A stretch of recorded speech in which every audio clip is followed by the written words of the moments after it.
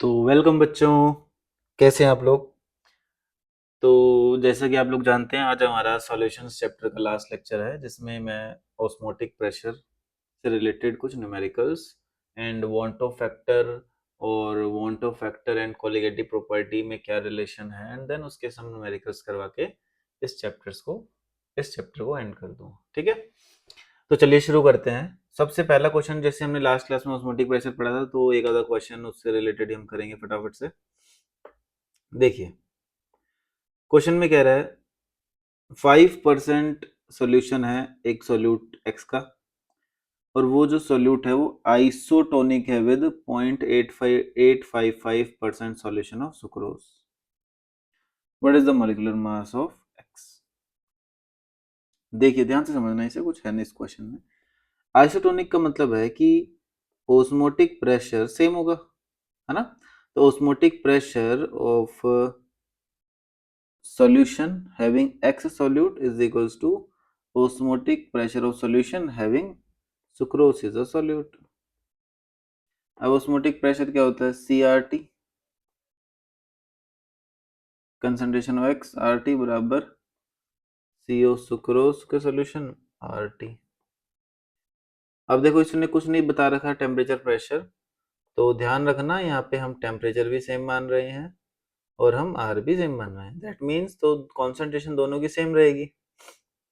ठीक है, अब कंसंट्रेशन जो होती है ना, इसमें क्या कहते हैं, ऑस्मोटिक प्रेशर में जो हम यूज करते हैं वो मोलैरिटी होती है।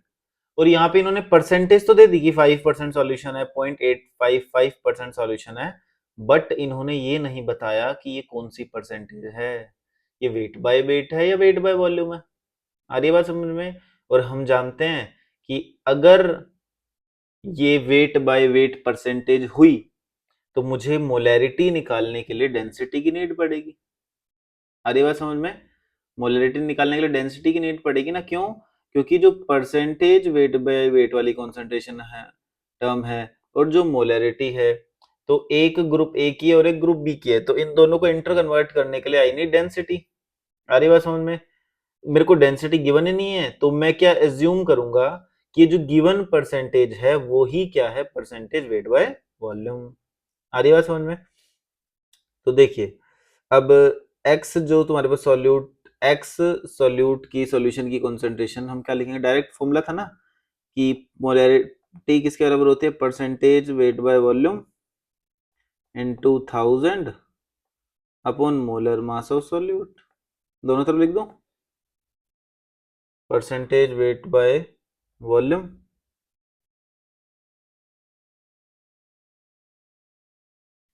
इनटू 1000 अपॉन में मोलर मास ऑफ सॉल्यूट। ठीक है, और अपॉन में 100 भी था।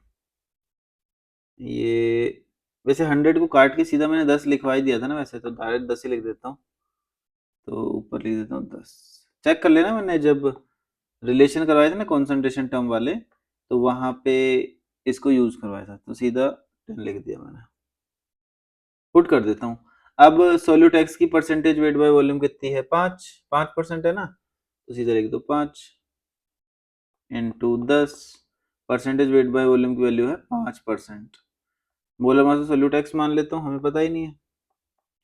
राइट वाला सुक्रोज की परसेंटेज वेट बाय वॉल्यूम के 0.855, परसेंटेज वेट बाय वॉल्यूम पूरे की वैल्यू है, इनटू 10। सुक्रोज का मोलर मास कितना होगा, 342। फॉर्मूला तो आपको पता ही है वैसे, C12H22O11 होता है। आई बात समझ में। ठीक है, तो आराम से हो जाएगा ये क्वेश्चन। और यहाँ पे x की वैल्यू 10 से भी 10 कट गया ना, तो x की वैल्यू क्या आ जाएगी, 342 इंटू 5 अपॉन 0.855। आ रही बात समझ में। तो अब इसको फटाफट से मैं सॉल्व कर लेता हूँ एक बार कैलकुलेटर से ही। ठीक है जी, तो ये आ जाएगा 0.855, 2000। तो आवर आंसर इज 2000। आ गया 2000। समझ गए? सिंपल क्वेश्चन था। नेक्स्ट चलते हैं। ये भी अच्छा क्वेश्चन है नीट के पॉइंट ऑफ व्यू से। The relationship between the osmotic pressure at 273 kelvin, 273 kelvin पे ऑस्मोटिक प्रेशर का रिलेशन बताना है। ग्लूकोज 10 ग्राम है, यूरिया ये वो 250 ml पानी में डिसोल्व कर रहा है, ठीक है। तो अगेन हम जानते हैं, पता है क्या है कि पाई बराबर CRT होता है। क्लियर है आपको? अब टेम्परेचर सभी के लिए कांस्टेंट है ना। अब देखो C क्या होता है, given mass of solute upon molar mass of solute into 1000 upon volume of solution, और RT को लिख दिया एज इट इज। ये अपने मैंने फॉर्मूला लिख दिया। अब छोटी सी बात आपको क्या ध्यान रखनी है, वो ये कि मेरे पास सभी में वेट ऑफ सॉल्यूट 10 ग्राम दे रखा है। Weight of solute constant, 1000 constant, R constant, T constant. Volume of पानी दे रखा है, तो मतलब वॉल्यूम ऑफ सॉल्यूशन हम मानेंगे 250 ml सब में कांस्टेंट है। तो ऑस्मोटिक प्रेशर, जो है वो किसके इनवर्सली प्रोपोर्शनल हो गया बताओ, मोलर मास ऑफ सॉल्यूट के, ठीक है। अब ग्लूकोज का मोलर मास अगर मैं देखूं किसका, ग्लूकोज का, यूरिया, सुक्रोज। ग्लूकोज का फॉर्मूला पता ही है सबको, C6H12O6, इसका मोलर मास कितना 180। यूरिया का फॉर्मूला पता होना चाहिए, NH2CONH2, इसका मोलर मास 60 ही आएगा ना, या 90 आएगा, वो चेक कर लें। 14 2 16 32 32 60 आ रहा है। सुक्रोज का 342। अब बताओ सबसे ज्यादा मोलर मास किसका, सुक्रोज का, तो इसका ऑस्मोटिक प्रेशर क्या होगा, सबसे कम, मतलब पाई 3 सबसे कम होगा। तो पाई 3 सबसे कम ए और सी में है, तो option B and D are eliminated. अब ग्लूकोज और यूरिया में से ग्लूकोज का मास ज्यादा है, तो इसका ऑस्मोटिक प्रेशर कम होगा ना, तो मतलब पाई 1 कम होना चाहिए पाई 2 से। तो दिस इज योर आंसर। समझ गए? ठीक है जी। तो अब हम शुरू करते हैं अपना आखिरी टॉपिक शुरू करते हैं इस चैप्टर का, वो है one top factor.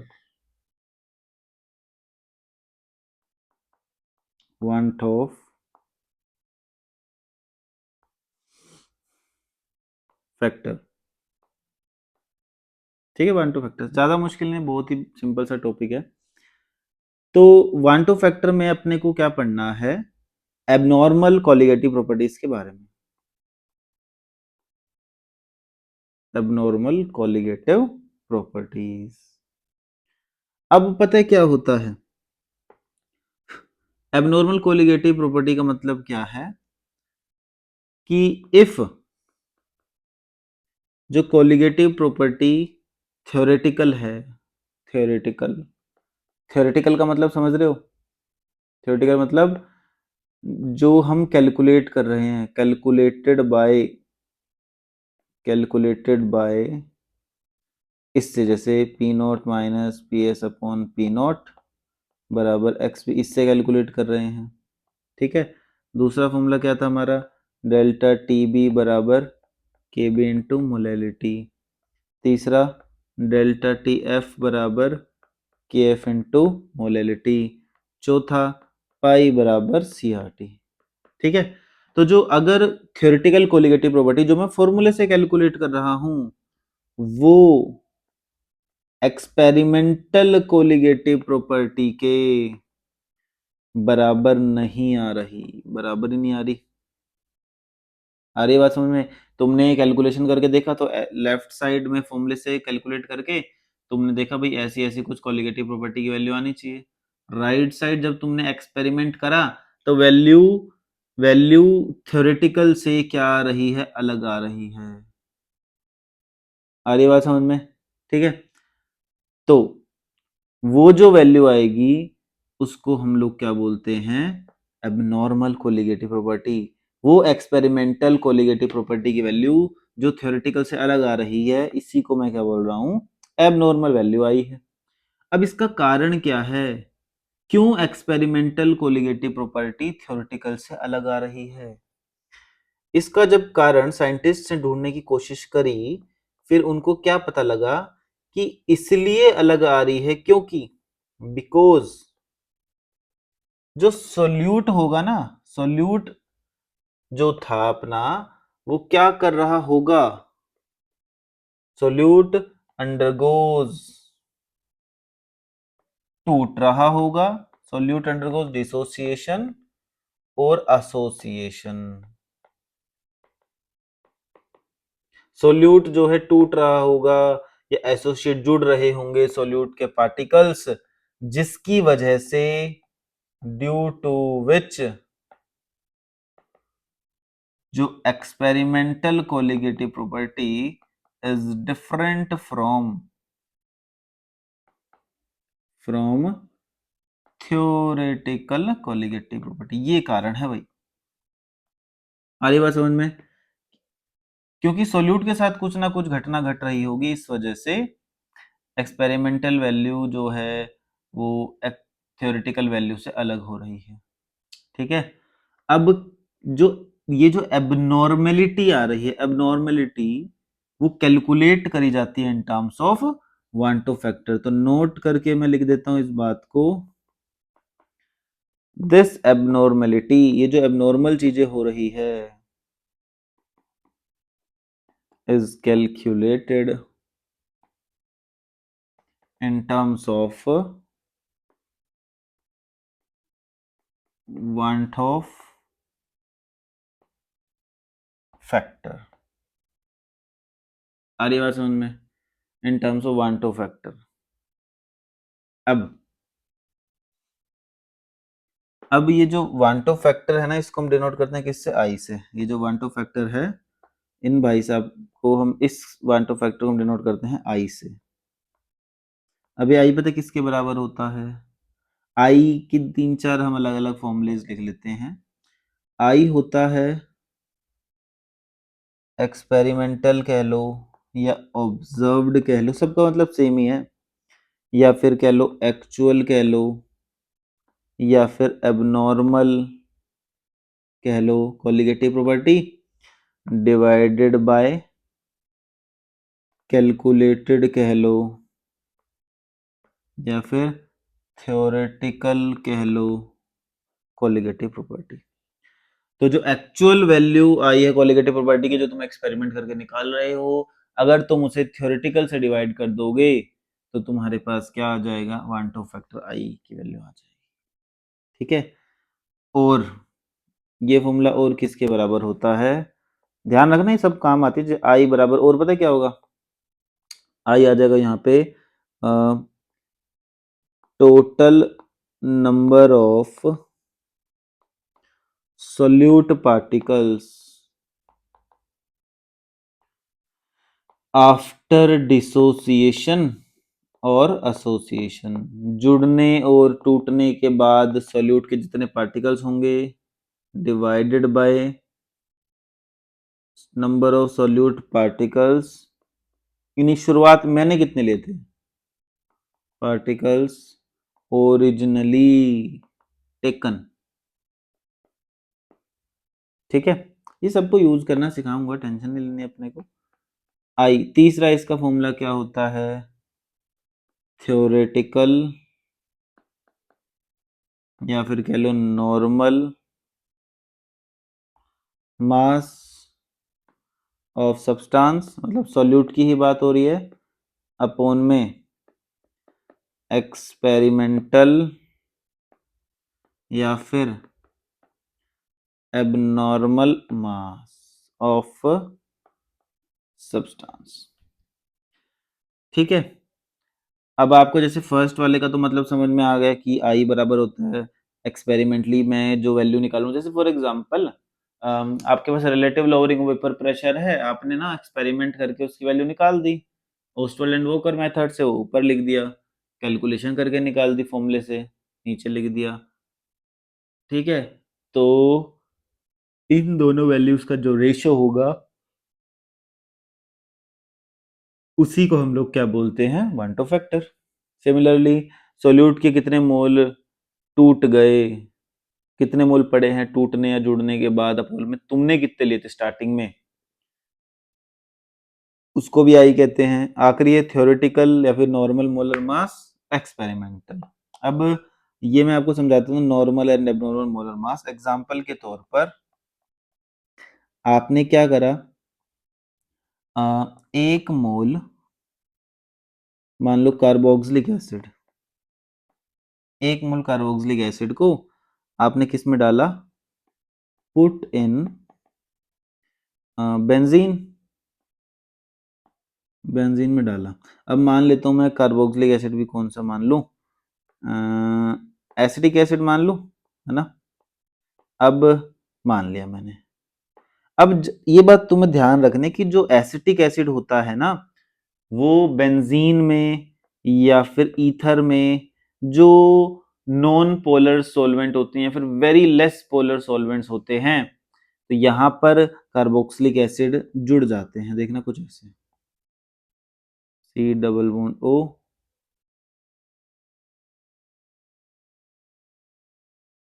H O, C double bond O, C H three. तो थोड़ा सा यहाँ पर भी सेट करनी पड़ेंगी चीजें। ये लो,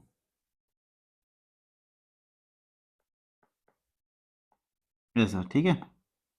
देखो यहाँ पे क्या होती है, एच बॉन्डिंग, और एच बॉन्डिंग की वजह से आपको दिख रहा है यहाँ पर ये दो मॉलिक्यूल जुड़ गए आपस में, तो इसको मैं बोल रहा हूँ डायमराइजेशन। अब ये दो मॉलिक्यूल जुड़ जुड़ गए हैं, अब ये एक्ट करेंगे एक सिंगल यूनिट की तरह है, ठीक है। This act as single solute particle, एक सिंगल सोल्यूट पार्टिकल कि दो जुड़ चुके हैं, अब सिंगल हो गया। चलो ध्यान से समझना। अब तुमने एसिटिक एसिड लिया था, अकेला एसिटिक एसिड लिया था भाई साहब तुमने, तो इसका जो तुम मास सोच के चल रहे थे कि जो एक पार्टिकल है मेरा, एक सॉल्यूट का जो पार्टिकल है उसका जो मास था, नॉर्मल मोलर मास जो मैं मान के चल रहा था, वो कितना था, 60 था, है ना। लेकिन बेंजीन सॉल्वेंट में डालने के बाद ये तो जुड़ गया, तो अब इसका मोलर मास बता दो क्या है, क्या है इसका मोलर मास, 120 हो गया। एक सिंगल सोल्यूट के पार्टिकल का मास जहां पहले 60 था, अब क्या हो गया, डबल। आ रही बात समझ में, ठीक है। तो ये जो वैल्यू है, this molar mass is abnormal molar mass. मैं तो जो कैलकुलेशन कर रहा था ना कोलिगेटिव प्रॉपर्टी निकालते समय, मैं कैलकुलेशन तो मोलर मास 60 लेके कर रहा था भाई, बट भाई साहब अब तो ये तो सिंगल यूनिट हो गई है तो जुड़ के, तो मुझे मोलर मास लेना कितना चाहिए था, 120, बट मैं बेवकूफों की तरह क्या ले रहा हूँ, 60। इसलिए एक्सपेरिमेंटल और थ्योरेटिकल में क्या आ रहा है, वेरिएशन आ रहा है। ये चीज समझ में आई क्या, ठीक है। अब ध्यान से समझना आगे। भाई ये जो आई की वैल्यू होती है ना, आई की जो वैल्यू है वो पता है क्या क्या हो सकती है, आई की वैल्यू हो सकती है अपनी 1।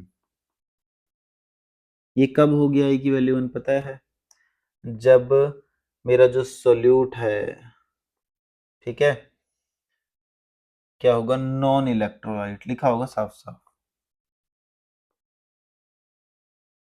नॉन इलेक्ट्रोलाइट लिख देगा या फिर लिख देगा कि जो सोल्यूट है नाइदर डिसोशिएट्स, ना तो टूटता है भाई साहब वो तो, नॉर एसोसिएट, ना वो एसोसिएशन जुड़ते हैं सोल्यूट के पार्टिकल्स आपस में, तो उस केस में तो आई की वैल्यू होगी 1। और अगर आई की वैल्यू 1 है तो क्या, तो जो थ्योरेटिकल कोलिगेटिव प्रॉपर्टी है वो एक्सपेरिमेंटल के बराबर होगी, जैसा तुम कैलकुलेट कर रहे थे एक्चुअल में भी वैसा आ गया। आ रही बात समझ में। सेकंड केस, सेकंड केस है आई की वैल्यू 1 से ज्यादा।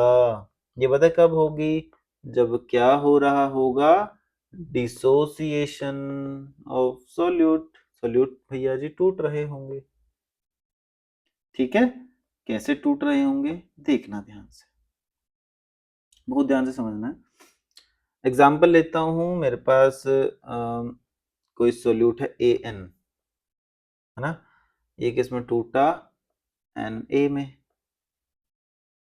ठीक है। अब मैं t इज इक्वल्स टू 0 पे मैं मान रहा हूं इनके मोल है a, इसका कुछ भी नहीं है, किसी t टाइम पर ये a माइनस ए अल्फा, यहाँ पर ये क्या बनेगा n a alpha, where alpha is degree of dissociation, लिख लेना अल्फा डिग्री ऑफ डिसोसिएशन है। तो मैं आई लिखूं, आई क्या था, total number of moles after dissociation, ये रहा ना सबसे ऊपर वाला फॉर्मूला, ठीक है। तो डिसोसिएशन के बाद टोटल मोल्स कितने बचे, ये टोटल है, यही तो टोटल है। तो a minus a alpha plus n a alpha divided by क्या था देखो, number of solute particles originally taken, कितने थे ओरिजिनली, ए ही तो था, तो ऊपर और नीचे से ए कट जाएगा, कट जाएगा ना, शाबाश काट दो। तो आई बराबर ऊपर बचा 1 minus alpha plus n alpha by में 1 आएगा। इसको जब हम रीअरेंज करें तो अल्फा बराबर पता है क्या था, i minus 1 upon n minus 1, this is the formula we got, ठीक है। अब यहां पर ये जो n है, n what is n, n क्या होता है, n ध्यान रखना, n हो जाएगा यहाँ पे कि जो तुम्हारा सोल्यूट है वो कितने नंबर ऑफ आयंस में टूट रहा है, ठीक है। n हो जाएगा number of ions in which solute is dissociating, कितने आयंस में हमारे भैया जी टूट रहे हैं, जैसे NaCl कितने में टूटेगा, एक Na और एक Cl में, दो आयंस में, तो n की वैल्यू दो। AlCl3 कितने आयंस में टूटेगा, एक Al प्लस 3 और 3 Cl माइनस, तो यहाँ पे n की वैल्यू क्या हो गई, 4 हो गई, समझ पा रहे हैं, ठीक है। चलिए लास्ट केस इसमें जो अब आ जाएगा अपने पास, वो आ जाएगा कि जब i की वैल्यू 1 से होगी छोटी। मैं यहाँ पे पहले एक बात और बताता हूँ, जैसे इसमें एक और एग्जांपल है, जैसे K4 FeCN6, कुछ ऐसे कंपाउंड्स अगर आ जाए, इनको ना कॉम्प्लेक्स या फिर कोऑर्डिनेशन कंपाउंड्स कहते हैं। इसमें जो स्क्वायर ब्रैकेट के अंदर लगी हुई है ना चीज, उसको मत छेड़ना, वो एज इट इज पड़ी रहेगी। जैसे इसको जब तुम तोड़ोगे तो स्क्वायर ब्रैकेट के बाहर क्या है, लेफ्ट में हो चाहे राइट में, तो कुछ नहीं है, स्क्वायर ब्रैकेट के लेफ्ट में ना K4 मतलब 4 तो K प्लस में टूटेगा ये बस, और square bracket as it is FeCN6, charge कितना आएगा इसमें, क्योंकि एक न्यूट्रल कंपाउंड था ना, तो टोटल पॉजिटिव चार्ज कितना है, +4, तो टोटल नेगेटिव कितना होगा, -4, सिंपल। तो for K for FeCN6 n की वैल्यू कितनी आ गई, 4 K प्लस और एक बड़ा n, तो 5 होगी, तो इसके लिए n की वैल्यू होगी 5। अब अल्फा तो देखो जैसे आपको लिख देगा ना कि 75% डिसोशिएट हो रहा है, तो अल्फा हो जाएगा 0.75, बोलेगा 40% डिसोशिएट हो रहा है तो अल्फा हो जाएगा 0.4, ऐसे ध्यान रखना आप लोगों का, है ना। आई की वैल्यू लेस देन 1 है, तो इस केस में क्या होगा, एसोसिएशन किसका, सॉल्यूट का है, ठीक है, एसोसिएशन ऑफ सॉल्यूट। यहाँ पे उल्टी रिएक्शन लिख दूंगा, Na गिव्स An, यहाँ पर भी सेम तरीके से फॉर्मूला लिख दो कि जब समय था 0, ये था कुछ भी नहीं, किसी टी टाइम पे कितना बना, a माइनस ए अल्फा, यहाँ पर ए अल्फा बाय एन, ठीक है। ये लिखना इक्विलिब्रियम में सिखाते हैं वैसे तो, अभी ध्यान, अभी डायरेक्ट फॉर्मूला भी रट लो, कोई दिक्कत वाली बात नहीं। आई बराबर total number of moles after dissociation, association, association के बाद टोटल मोल कितने बचे, a minus a alpha plus a alpha by n. Solve जब आप कर देंगे ना, इस डिवाइडेड बाय ए भी आएगा, जब आप इसे सोल्व करेंगे तो ऊपर तो बचा 1 minus alpha plus 1 by n, and we get at the end alpha बराबर i minus 1 upon 1 by n minus 1। अरे बात में समझ में। अब n की वैल्यू ध्यान रखना, अगर सॉल्यूशन में क्वेश्चन में कह रहा है कि सोल्यूट डायमराइज कर रहा है, तो n की वैल्यू कितनी आ जाएगी, 2। बोलेगा कि सॉल्यूशन ट्राइमराइज कर रहा है, मतलब 3 चीजें जोड़ी तो n की वैल्यू 3। टेट्रामराइज लिख दे, n की वैल्यू क्या आ गई 4। समझ में आ रहा है आपको, है ना? अल्फा की वैल्यूज को हम किन किन तरीके से लिख सकते हैं, क्लियर है? चलिए, तो एक क्वेश्चंस भी है, मैं भी करवाऊंगा इन क्वेश्चंस को।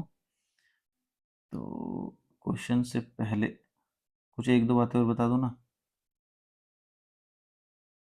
क्वेश्चन से पहले कुछ एक दो बातें और सीख लेते हैं।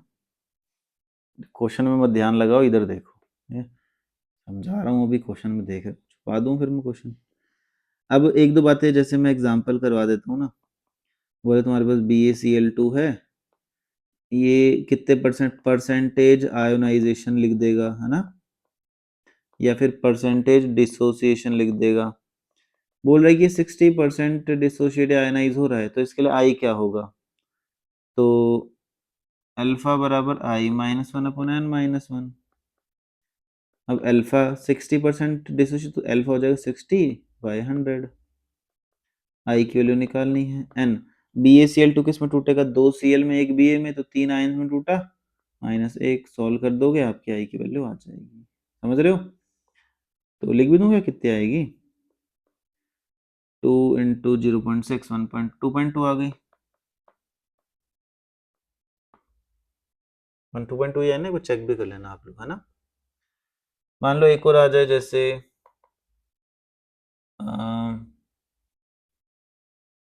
बोल रहा कुछ ऐसा कि जो सल्फर है वो टेट्रामराइज कर रहा है, S4 बना रहा है, तो इसका परसेंटेज एसोसिएशन दे देगा 50%। तो इसका आई निकालो। तो अल्फा बराबर i minus one upon 1/n-1। Alpha is 50/100, i -1 upon 1/n क्या होगा? टेट्रामराइज हो रहा है ना 4 से, तो n की वैल्यू 4 -1। समझे क्या? तो इसको सोल्व कर दोगे तो आपकी आई की वैल्यू कुछ ना कुछ आ जाएगी। बता देना एक बार सोल्व करके, ठीक है? ऐसे करना है। अब हम क्वेश्चन करें क्या? तो फिर से क्वेश्चन से पहले फिर एक और चीज रहेगी यार, एक सेकंड। क्वेश्चन की तो टेंशन नहीं लेनी आप लोगों को, क्वेश्चन तो बहुत कराऊंगा मैं, बहुत। ये इतने से मैं समझाता हूँ। अब पता, देखो आपको पता है कि जो तुम तब से फॉर्मूले यूज करते आ रहे थे ना कोलिगेटिव प्रॉपर्टी के, उनमें कुछ ना कुछ लोचा है ना।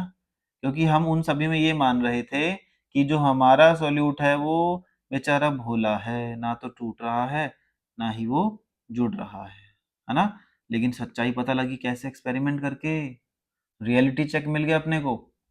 तो अब मैं अपने न्यू फॉर्मूले लिखता हूँ, न्यू फॉर्मूले, जिसमें मैं अब जिसमें मैं ध्यान रख रहा हूं कि मेरा जो सोल्यूट है वो टूट रहा है, तो मुझे अब आई इंक्लूड करना पड़ेगा। ठीक है? तो न्यू फॉर्मूले में पता है क्या करना है तुम्हें? तो मल्टीप्लाई आई को मल्टीप्लाई कर दो विद एन बी। सोल्यूट के जहां जहां मोल है सबके साथ आई मल्टीप्लाई कर दो, क्योंकि टूटना जुड़ना सब हो किसके साथ रहा है भाई? किसके साथ हो रहा है? सोल्यूट के साथ ही तो हो रहा है। तो ये जो आई भी आप लोग किसके साथ मल्टीप्लाई करोगे? सोल्यूट के साथ। समझ में आ रहा है? ठीक है। तो जैसे RLVP का फॉर्मूला क्या बन जाएगा? P naught minus PS/P naught is equals to X भी था ना, तो I into n B upon I into n B plus n A. अब हमेशा ना आपको यही फॉर्मूला यूज करना है, हमेशा हमेशा यही आई वाले, है ना? अब दूसरा क्या था? Delta T B is equal to, बताओ क्या था? के बी इंटू मोलैलिटी था। अब मोलैलिटी में number of moles of solid ऊपर ही तो आते हैं, है ना? तो के बी इंटू क्या हो गया? आई इंटू मोलैलिटी। देखो ये जो फॉर्मूला मैंने लिखा ना, डेल्टा टी बराबर के b into i into molality, ये है फॉर वन सॉल्यूट, जब एक ही सॉल्यूट है। मान लो for more than one solute, एक से ज्यादा सॉल्यूट आ गए तो भैया, अब for more than one solute, सुनिए फर्जी फॉर्मूला है, लिख दूं क्या? पहले लिखवा रखा है, बस नंबर ऑफ मोल्स के साथ आई को मल्टीप्लाई कर देना। तो K b into 1000 upon weight of solvent in gram, अंदर क्या बचेगा I1 N1 plus I2 N2 up to so on. ठीक है, अब अगला formula delta TF. Delta TF का फॉर्मूला बताओ क्या हो जाएगा भाई? K b K f into i into molality, ये है फॉर वन सोल्यूट। ऐसे ही एक से ज्यादा सोल्यूट अगर हो जाएंगे तो डेल्टा टी एफ बराबर क्या हो जाएगा? सेम जैसे ऊपर है, डेल्टा टी एफ बराबर के f into 1000 upon weight of solvent, bracket में I1 N1 plus I2 N2, same to same है। ठीक है, आखिरी बचता है इसमें पाई, ओस्मोटिक प्रेशर वाला। तो पाई बराबर क्या हो जाएगा? ICRT। ये कब लगाना है? जब अपने पास कितने सोल्यूट होंगे? One solute. बट भाई साहब अगर एक से ज्यादा सोल्यूट आ जाएंगे तब लिख दूं? तो पाई बराबर RT by volume of solution in litre लिख देता हूँ। ठीक है, ये तो आगे नीचे, तो अंदर फिर से वही I1 N1 plus I2 N2 up to so on. हो गया ये भी, फिनिश। ठीक है, अब निपटा दें न्यूमेरिकल खींच के बिल्कुल स्पीड में। चैप्टर समाप्त होता है आप लोगों का, अब बस क्वेश्चंस करेंगे हम लोग, है ना? तो लेफ्ट वाला करते हैं पहले। वैसे प्यास भी लग रही है, एक मिनट आप लोग रुकोगे क्या? जस्ट अ मिनट, मुझे प्यास लग रही है, मैं पानी ले आऊं। एक मिनट रुकना है यार बस। हम्म, हम्म, हम्म, हम्म, हम्म।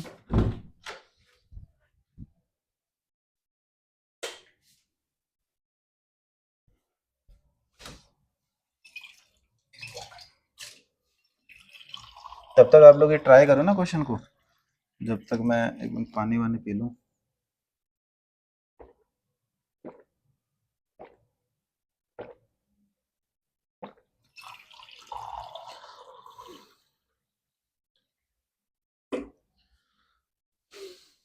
फटाफट ट्राई करो।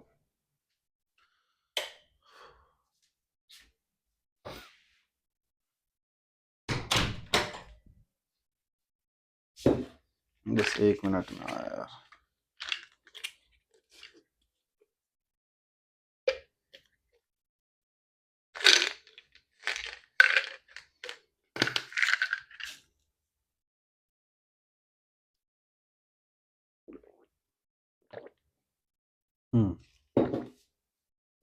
बताओ किसी ने ट्राई करा क्या question?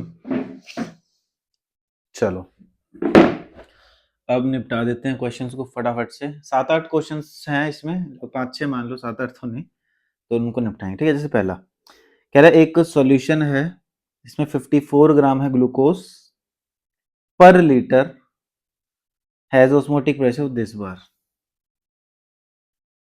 If the osmotic pressure of urea solution is 1.52 bar at the same temperature, then what would be its concentration? Temperature same है।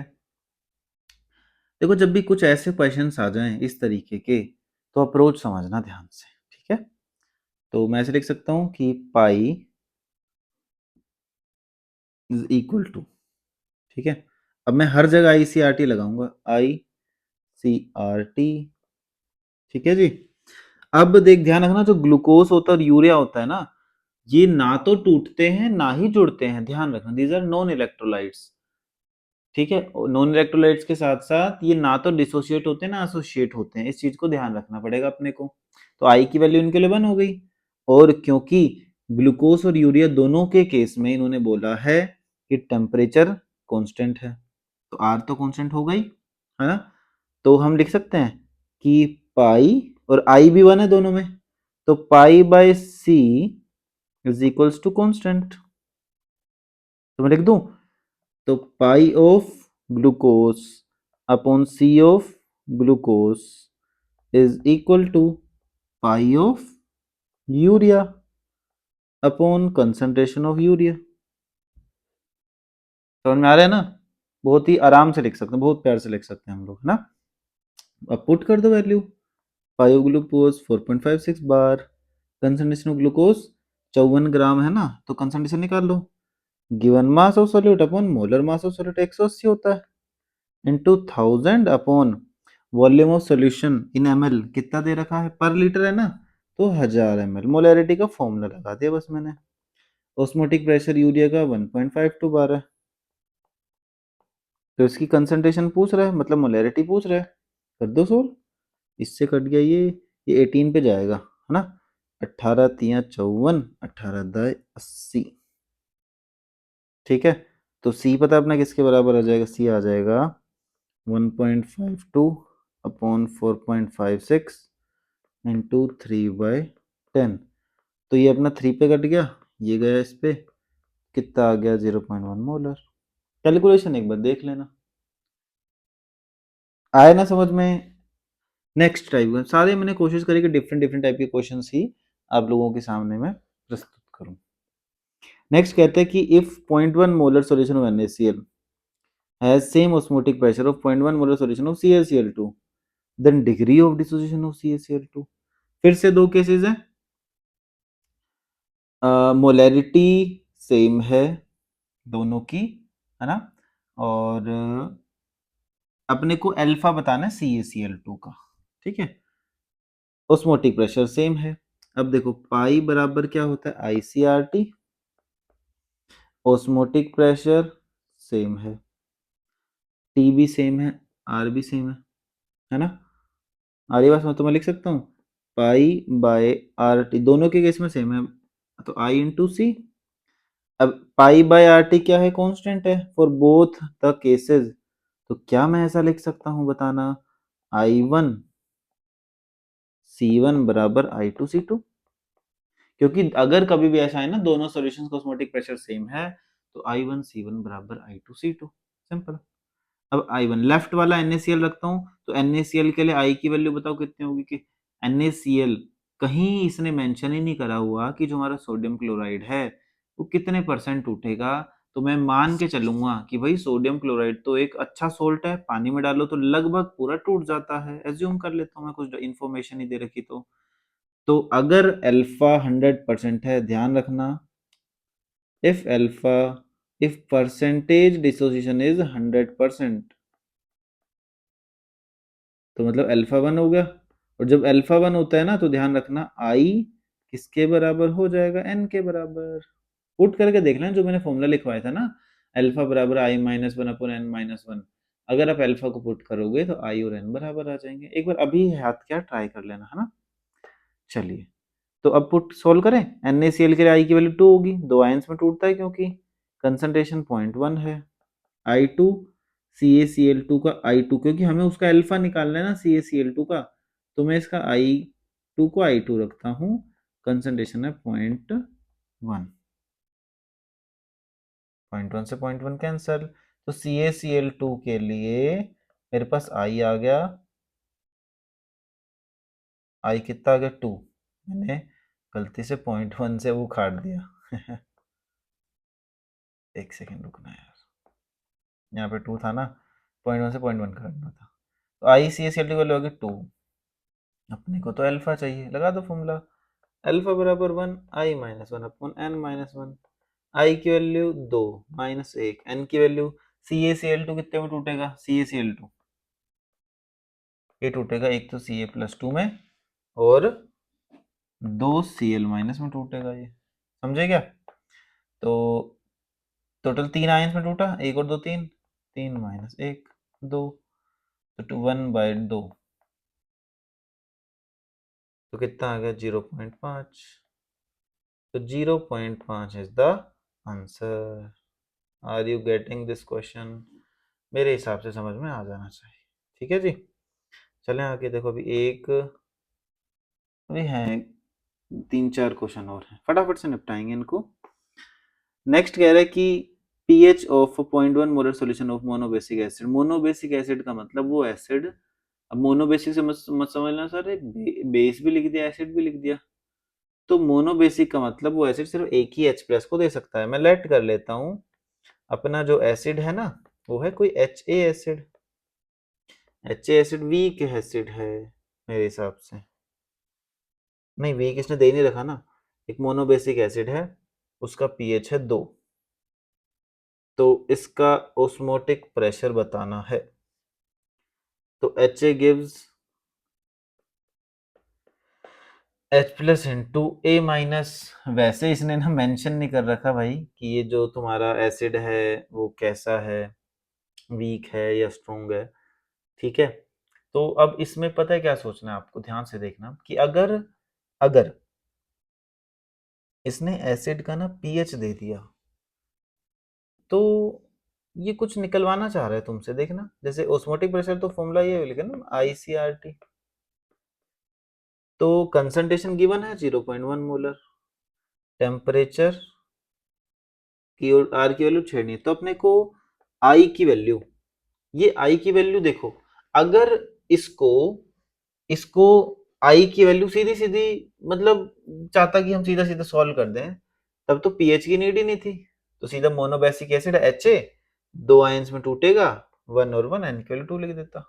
बट ना ना ना ना ना, मेहनत करवाना चाह रहा है इसने, पीएच दे दिया। अब देखना, पहले तो मैं अब आई निकालूंगा इसको, देखना कैसे। बहुत इंपॉर्टेंट क्वेश्चन है ये फॉर नीट एंड जेई दोनों के पॉइंट ऑफ व्यू से।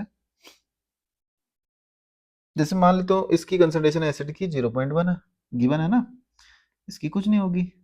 तो 0.1 माइनस 0.1 अल्फा, तो H प्लस की कंसंट्रेशन होगी 0.1 अल्फा, ये माइनस 0.1 अल्फा। आ रही बात समझ में? अब मैं क्या अल्फा निकाल सकता हूँ, देखो कैसे। पीएच बराबर होता है minus log of concentration of H plus बराबर minus log of concentration H plus क्या है 0.1 अल्फा, है ना। सोल्व करें क्या, माइनस से minus cancel, log of H plus अगर log ऑफ 0.1 अल्फा के बराबर है तो इसका मतलब H प्लस किसके बराबर होगा 0.1 अल्फा के। log से log काटते नहीं है बट हम एज अ रिजल्ट लिख देते हैं, log से log मान लिया कट गया, तो H प्लस बराबर 0.1 अल्फा।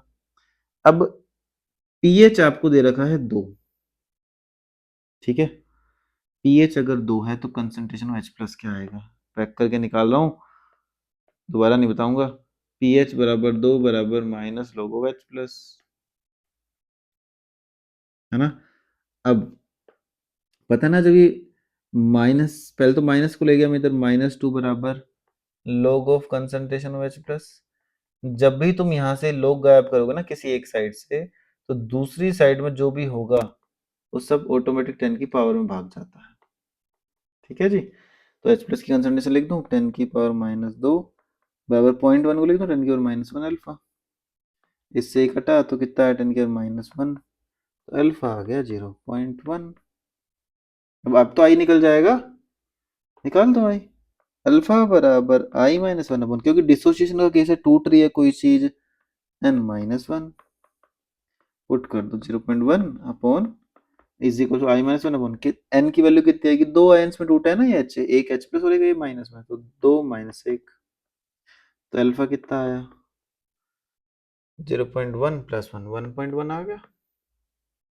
तो ऑस्मोटिक प्रेशर कितना आ जाएगा, कुछ कैलकुलेशन एरर कर दिया क्या मैंने।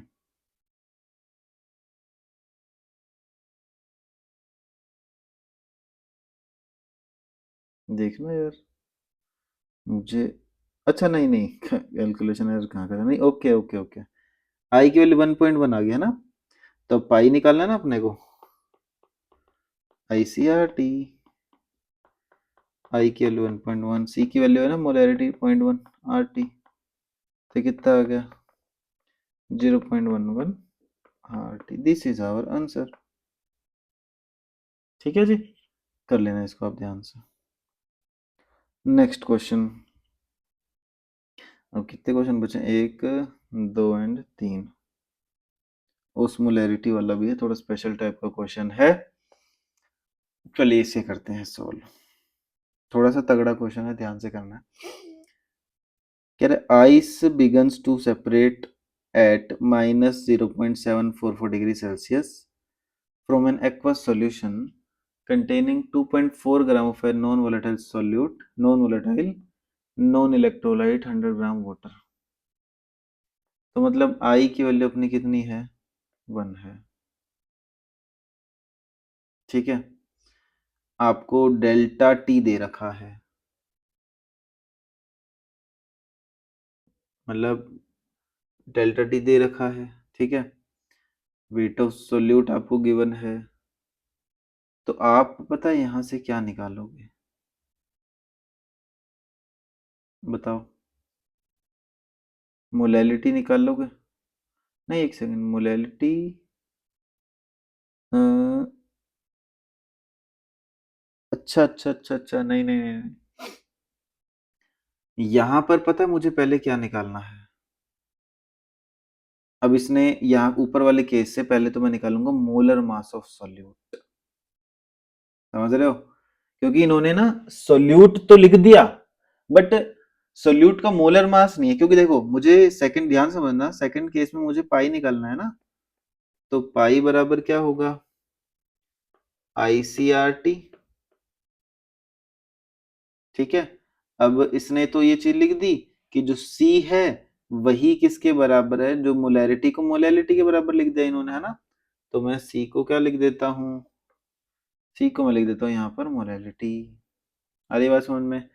अब मोलैलिटी निकालने के लिए भी भाई साहब अपने को क्या चाहिए होगा, मोलर मास तो चाहिए ही सॉल्यूट का, और इन्होंने ये ऊपर वाले डाटा से अपने से क्या निकलवाना चाह रहा है, मोलर मास ही निकलवाना चाह रहा है, ठीक है, या तो तुम मोलर मास निकाल दो, और सिंपल अगर तरीके से करना चाहो तो डायरेक्ट मोलैलिटी ही निकाल दो, ज्यादा कुछ मेहनत ही मत करो, ठीक है, तो चलिए इसमें स्टार्ट करते हैं, तो -0.7774 डिग्री सेल्सियस पे आइस सेपरेट होने लगी, मतलब सॉल्यूशन जमने लग गया, मतलब ये फ्रीजिंग पॉइंट दे रखा है आपको, है ना, तो अगर ये फ्रीजिंग पॉइंट है तो डेल्टा टीएफ कितना हो जाएगा, 0.744, ठीक है, तो ये किसके बराबर आ जाएगा, आई इंटू के एफ इंटू मोलैलिटी। अब इन्होंने इन्होंने नॉन वोलेटाइल नॉन इलेक्ट्रोलाइट लिख ही दिया, तो आई तो वन मैंने बोल दिया था, तो यहां से मोलैलिटी निकाल लेंगे, 0.744 अपॉन के एफ इज 1.86, इन इस वैल्यू को उठा के पुट कर दो यहाँ पे, आई तो वन है, 0.744 अपॉन 1.86, आर की वैल्यू क्या पुट करेंगे हम, ए प्रेशर इसमें लिखा नहीं ना, इसमें ऑस्मोटिक प्रेशर किस में निकालना है, एटीएम में निकाल दो, तो 0.0821 लीटर एटीएम पर केल्विन पर मोल, टेम्परेचर 300 केल्विन, 27 डिग्री सेल्सियस है ना, तो इसको जब हम सोल्व करेंगे, एक सेकंड कर दूं, 0.744 0.082 into 300 divide 1.86 9.852 ATM is the answer, ठीक है जी। नेक्स्ट क्वेश्चन, PTCl4 कह रहा है, एक PTCl4.6H2 एक हाइड्रेटेड कॉम्प्लेक्स है, पानी है इसके साथ, तो इसका एक मोलल एक्वा सॉल्यूशन जो है ना, उसका डिप्रेशन इन फ्रीजिंग पॉइंट है इतना, ठीक है जी, कह रहे अज्यूम कर लेता हूँ कि 100% इसकी आयोनाइजेशन हो रही है, और तो बताओ कॉम्प्लेक्स क्या है, ठीक है, कैसे बताएंगे, बहुत आसान सा क्वेश्चन है, तो डेल्टा टी एफ बराबर क्या होगा, आई इंटू के एफ इंटू मोलैलिटी, ठीक है जी, तो डेल्टा टी एफ इज 3.72, आई निकाल लेता हूँ मैं एक बारी, के आई क्यों निकाला मैं वो भी बताऊंगा, के एफ इज 1.86, मोलैलिटी 1, तो किस पे जाएगा ये 1.86 2 जा, तो आई की वैल्यू आ गई 2, और इसने बोला है 100% आयोनाइजेशन है, तो मतलब अल्फा कितना है, 1 है, तो अल्फा जब 1 होगा तो आई बराबर होगा एन बराबर 2, इसका मतलब जो भी तुम्हारे पास श्री राम, जो भी तुम्हारे पास ये आयन है, कॉम्प्लेक्स है, वो कितने आयंस में टूटेगा, 2 आयंस में टूटेगा, है ना, अब देखो जब तुम पहले वाले को तोड़ते हो ना, किस में टूट रहा है, ये तो 5 आयंस में टूट रहा है भाई,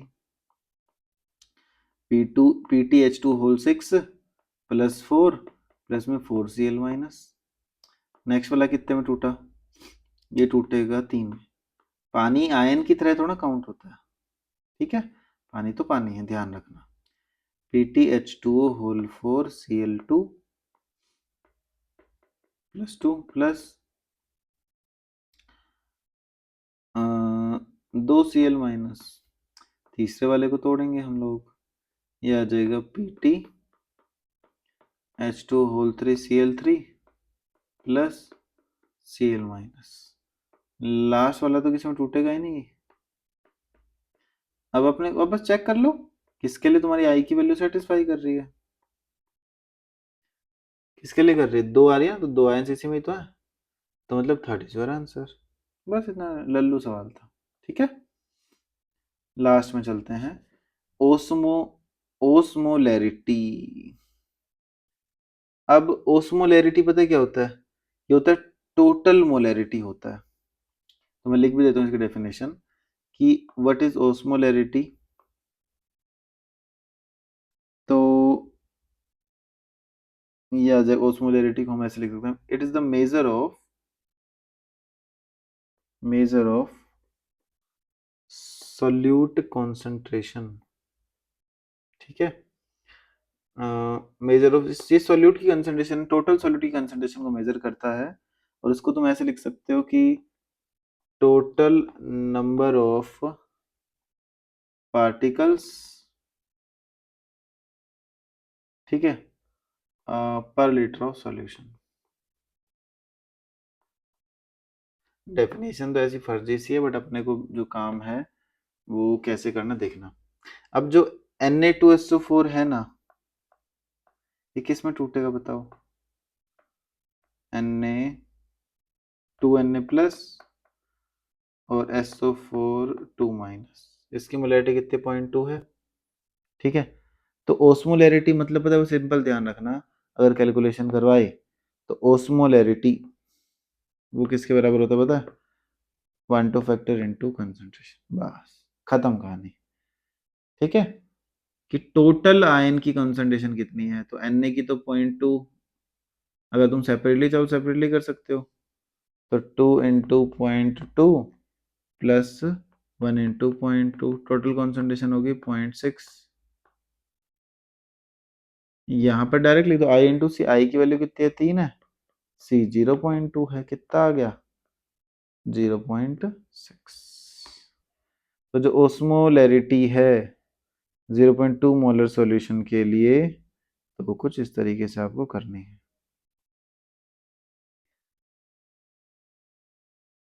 क्लियर है ना। चलिए, तो आपका ये जो सॉल्यूशन चैप्टर है ये खत्म होता है, सारी चीजें इसकी समाप्त होती हैं। तो मैं किसी एक दिन, जो मैंने टेलीग्राम पे डीपीपी डाली है, तो मोस्ट प्रोबेबली मंडे को मैं उसका कंप्लीट सॉल्यूशन अपलोड कर दूंगा। ठीक है बच्चों, तो चलिए मिलते हैं अब नेक्स्ट चैप्टर में, इलेक्ट्रोकेमिस्ट्री में। ठीक है, कल से हम स्टार्ट करते हैं उसको। Okay, thank you.